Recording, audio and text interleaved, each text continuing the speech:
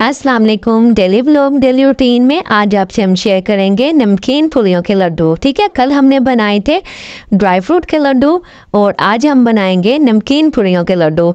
और मैं भी पता नहीं आप लोग इसको क्या कहते हैं। ये चावल की पूरियाँ बनी होती है तो पापड़ टाइप सी होती है। तो आप भी कमेंट में बताना कि आप इसका क्या नाम लिया जाता है, क्या कहते हैं। ठीक है, इसकी चाश जो है ना वो मेरे से स्किप हो गई है। चाश सेम आपने वैसे ही बनानी है जैसे हमने ड्राई फ्रूट के लड्डू की बनाई थी, सेम वैसे ही बनानी है। ये देखें हम डाल रहे हैं नमकीन पूरियाँ। ये जो है ना मम्मा पापा लेके आए थे बच्चों के लिए, तो फिर उनके लिए ना इसको हम मरुंडा भी बोलते हैं। ये अगर टिक्की में कटिंग कर लेना तो वो मरुंडा मीठा होता है, चीनी वाला भी गुड़ वाला भी।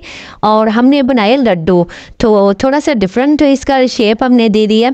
तो सेम इसकी सेम रेसिपी वैसे ही है। ठीक है, आपने चाश बनानी है, बीच में ये डालना है। उसके बाद आपने हाथ में ऑयल लगाकर, ये मामा बाबा बना रहे थे तो मैंने कहा चलो मैं आपसे ये भी शेयर करूं। तो ना ऑयल लगाकर आप इसको हल्का सा प्रेस करोगे। जैसे जैसे ऐसे प्रेस करते जाओगे तो ये जो है ना लड्डू बनते जाएंगे।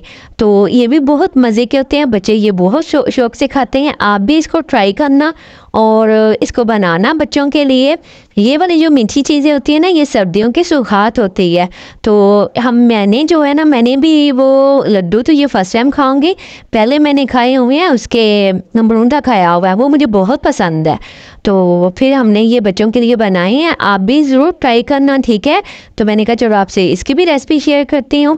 ओके, फिर अल्लाह हाफिज़। दुआ में याद रखिएगा और फीडबैक ज़रूर दिया करें, कमेंट्स में भी बताया करें कि आपको ये वीडियो कैसी लगी है, ये रेसिपी कैसी लगी है। ओके।